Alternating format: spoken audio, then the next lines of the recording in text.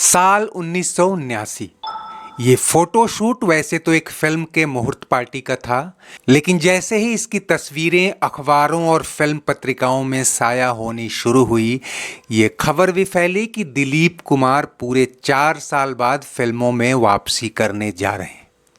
1976 में आई फिल्म बैराग के triple role disaster के बाद तो मानो उन्हें फिल्मों से बैराग ही हो गया था, और अब वापसी भी एक ऐसी मल्टी स्टारर फिल्म से हो रही थी जिसने मानो पूरे बॉलीवुड को एक फ्रेम में लाने का जिम्मा उठा लिया हो। अब के बरस तुझे धरती की रानी कर देंगे। सबसे बढ़कर मनोज कुमार, जो इस फिल्म के प्रोड्यूसर, डायरेक्टर, डायलॉग राइटर तो थे ही, साथ ही लीड रोल में थे। और साल 1968 में आई फिल्म आदमी के बाद पहली बार दिलीप कुमार के साथ किसी फिल्म में कोई स्टार होने जा रहे थे। कोई मुझे आवाज न दे। लेकिन आवाज दी मनोज कुमार ने ही कि भाईजान बहुत दिन हो गए आपको बैराग लिए भी, और हमें एक साथ आए भी। एक दमदार कहानी है, एक बार सुन लीजिए, फिर आपकी मर्जी। खुद मनोज कुमार ने ये बात बताई है कि जिस दिन वो दिलीप कुमार को कहानी सुनाने उनके घर गए, वो अपने बीमार भाई को अस्पताल में देखने जाने की तैयारी में थे। बोले कि यार कहानी सुनने में 2-3 घंटे तो लगेंगे ही, अभी लौट आने दो। मैंने कहा जो साहब, जिस कहानी को सुनाने के लिए 3 घंटे लगे वो कहानी नहीं होती। कहानी वो है जो 2-3 मिनट में सुनाई जाए। जब उन्होंने कहानी सुनाई तो दिलीप कुमार के मुंह से निकला, बहुत अच्छी ज़मीन है। मैंने कहा जी हल चलाएंगे तो खेती भी अच्छी होगी। इस तरह क्रांति के 2 लीड एक्टर तैयार हो गए। दिलीप कुमार को भी पता था कि वो अपनी दूसरी पारी किसी ऐरी गैरी फिल्म से शुरू नहीं करने जा रहे। मनोज कुमार ने इस फिल्म के लिए अपना सब कुछ दांव पर लगा दिया था। 2 प्रॉपर्टीज बेच दी थी। शोले के धुरंधर राइटर सलीम जावेद से ही कहानी लिखवाई थी, ये कहकर कि इसका इम्पैक्ट भी शोले से कम नहीं होना चाहिए। स्टार कास्ट में उनके अलावा शशि कपूर तो थे ही, अमिताभ बच्चन को भी लाने की बात चल रही थी। लेकिन इतने सितारों के बीच सुपरस्टारडम के 7वें आसमान पर चल रहे अमिताभ के लिए कोई खास ज्यादा स्कोप बचा नहीं था। सो उनके इनकार के बाद शत्रुघ्न सिन्हा को लिया गया। फिल्म का बजट भी सुर्खियों में था। यह शोले के बाद सबसे महंगी फिल्म होने जा रही थी।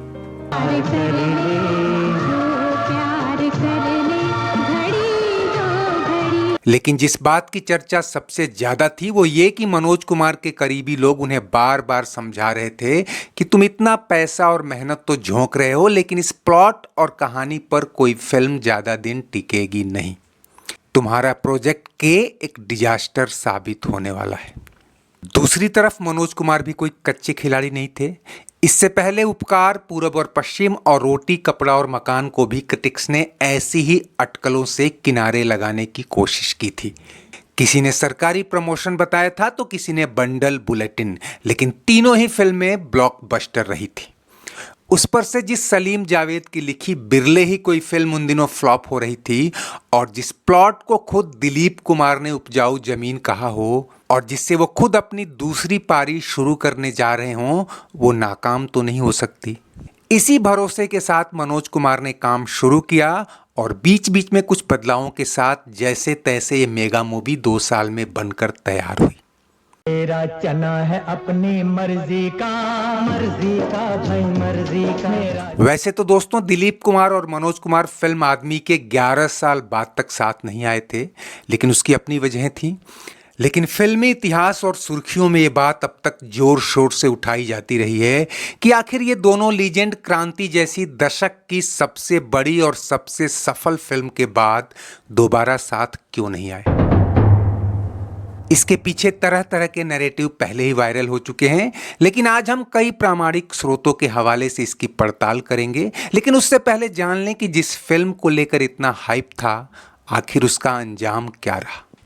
6 फरवरी 1981 को जब ये फिल्म रिलीज हुई तो इसने बॉक्स ऑफिस पर भी क्रांति ला दी। मुंबई और साउथ रीजन को छोड़कर बाकी भारत में इसने ऑल टाइम फास्टेस्ट अर्नर का रिकॉर्ड कायम किया। दिल्ली और यूपी में इसने 10 हफ्ते के भीतर ही 1.25 करोड़ से ज्यादा की कमाई कर डाली, जबकि बाकी रीजन्स मिलाकर कुल 3 करोड़। शोले के बाद किसी और फिल्म के लिए लोगों में ऐसा जुनून पहले नजर नहीं आया था। दिल्ली, यूपी, हरियाणा, राजस्थान, एमपी, बिहार में तो ये अधिकांश सिनेमा घरों में लगातार हाउसफुल का रिकॉर्ड बनाती गई।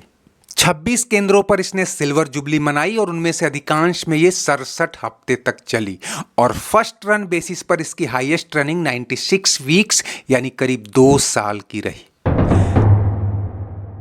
3 करोड़ के लागत में बनी फिल्म ने बॉक्स ऑफिस पर कुल 16 करोड़ से ज्यादा की कमाई की और यह न केवल शोले के बाद दूसरी सबसे ज्यादा कमाऊ फिल्म रही बल्कि पूरे 80 के दशक की टॉप ग्रॉसर रही। इन्फ्लेशन रेट से एडजस्ट करने के बाद यह अब भी बॉलीवुड की टॉप 10 मोस्ट अर्निंग फिल्मों में शामिल की जाती है।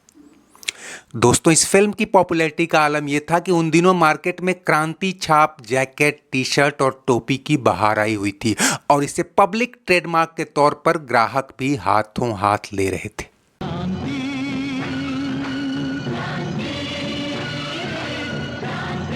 खैर, लौटते हैं अपनी असली कहानी पर इस विचार के साथ कि गरीबी में तो दोस्ती निभाई जा सकती है लेकिन अमीरी में उसे बनाए रखना मुश्किल होता है। जिस मनोज कुमार और दिलीप कुमार के रिश्ते बीते 20-25 साल में ठीक ठाक ही गुजरे और जिन्होंने 70 के दशक की गला काट प्रतिस्पर्धा के बीच भी कभी एक दूसरे के लिए कुछ भी कड़वा नहीं बोला, इस फिल्म के ब्लॉकबस्टर और हिस्टोरिकली सक्सेसफुल होने के बाद शायद वो अपनापन और वो दोस्ती नहीं बनाए रख सके।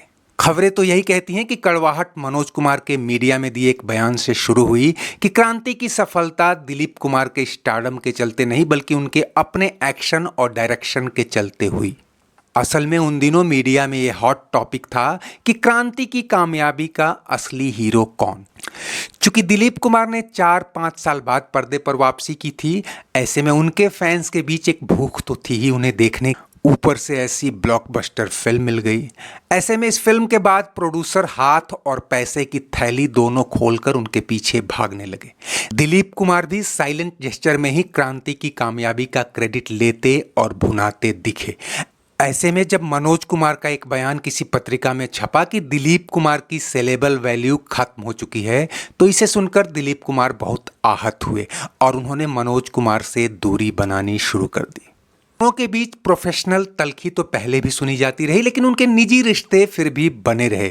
लेकिन क्रांति के बाद हालात ऐसे बिगड़े कि दिलीप कुमार मनोज कुमार के पिता के निधन पर शोक जताने उनके घर नहीं पहुंचे और यह जताने में जुट गए कि किसकी सेलेबल वैल्यू खत्म हो चुकी है। अगले ही साल जब सुभाष घई के निर्देशन में विधाता साल की टॉप ग्रॉसर फिल्म निकली तो दिलीप कुमार की आड़ में कुछ लोगों ने मनोज कुमार पर छींटाकशी शुरू कर दी। उस पर से क्रांति के बाद मनोज कुमार को ब्लॉकबस्टर तो क्या, एक हिट फिल्म भी नसीब नहीं हुई। उधर दिलीप कुमार ने मशाल और कर्मा जैसी सफल फिल्मों में फिर अपनी एक्टिंग का लोहा मनवाया। ऐसे में दोनों के बीच आगे किसी और टाई अप या स्क्रीन शेयरिंग की गुंजाइश बची ही नहीं।